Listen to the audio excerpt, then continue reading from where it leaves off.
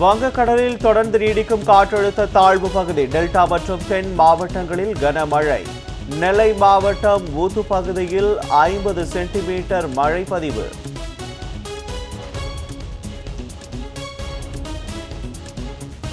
கனமழை எச்சரிக்கையை அடுத்து 16 மாவட்டங்களில் பள்ளிகளுக்கு மட்டும் விடுமுறை அறிவிப்பு. 8 மாவட்டங்களில் பள்ளி கல்லூரிகளுக்கு விடுமுறை.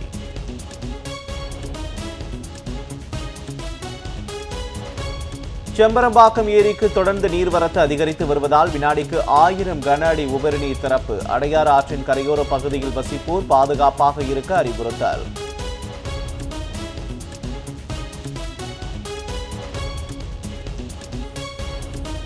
தென்காசி மேற்கு தொடர்ச்சி மலைப்பகுதிகளில் நீடிக்கும் கனமழை எதிரொலி. குற்றால அருவிகளில் கடும் வெள்ளப்பெருக்கு. சுற்றுலா பயணிகளுக்கு அனுமதி மறுப்பு.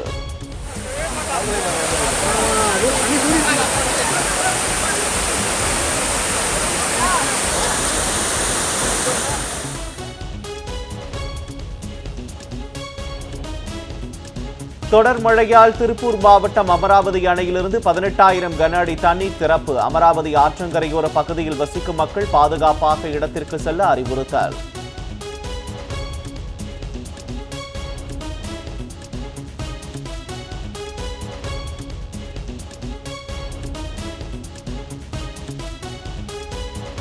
திருப்பூர் உடுமலையில் பெய்த கனமழையால் திருமூர்த்தி மலை அருவியில் வெள்ளப்பெருக்கு. வெள்ளம் சூழ்ந்த அமலலிங்கேஸ்வரர் கோவிலுக்கு பக்தர்கள் செல்ல தடை.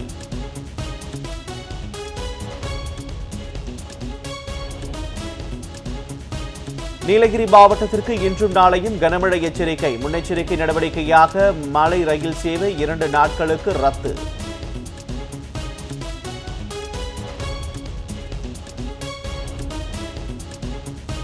ஒரே நாடு ஒரே தேர்தல் மசோதா ஜனநாயகத்திற்கு எதிரானது என முதலமைச்சர் மு.க.ஸ்டாலின் கண்டனம்.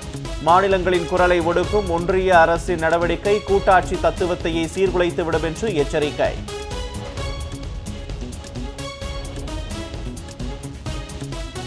மும்பையின் டோங்கிரி பகுதியில் 4 மாடி கட்டடம் இடிந்து விழுந்து விபத்து. இடிபாடுகளை அகற்றும் பணி தீவிரம். உயிரிழப்பு ஏதுமில்லை என தீயணைப்புத்துறை அதிகாரிகள் தகவல். ககன்யான் திட்டத்திற்கான கிரையோஜெனிக் CE-20 என்ஜின் சோதனை வெற்றி. இஸ்ரோ தகவல். 18 மாதங்களில் 5000த்திற்கு மேற்பட்ட அறுவை சிகிச்சை. சென்னை கிண்டியில் உள்ள கலைஞர் நூற்றாண்டு உயர் சிறப்பு மருத்துவமனை சாதனை.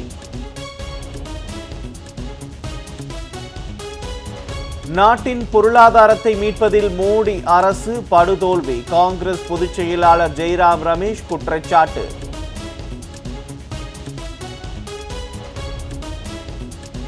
இந்தியாவில் சாலை விபத்துகள் அதிகம் என்பதால் சர்வதேச மாநாடுகளில் தலை குனிந்து நடக்கிறேன். ஒன்றிய சாலை போக்குவரத்து துறை அமைச்சர் நிதின் கட்கரி மக்களவையில் பேச்சு.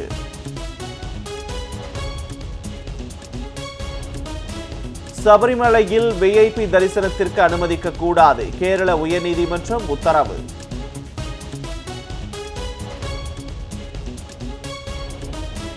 நாடாளுமன்றத்தில் இன்று தொடங்குகிறது அரசியலமைப்பு மீதான விவாதம். எதிர்க்கட்சி சார்பில் மக்களவையில் விவாதத்தை தொடங்குகிறார் ராகுல் காந்தி.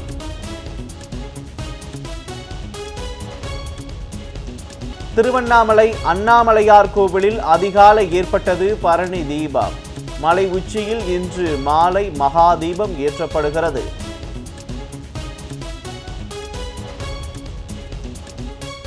மணிப்பூருக்கு போக சொன்னால் கரீனா கபூர் குடும்பத்தினரை சந்திக்கிறார் பிரதமர் மோடி. கரீனா கபூர் வெளியிட்டுள்ள புகைப்படத்தை சுட்டிக்காட்டி காங்கிரஸ் விமர்சனம்.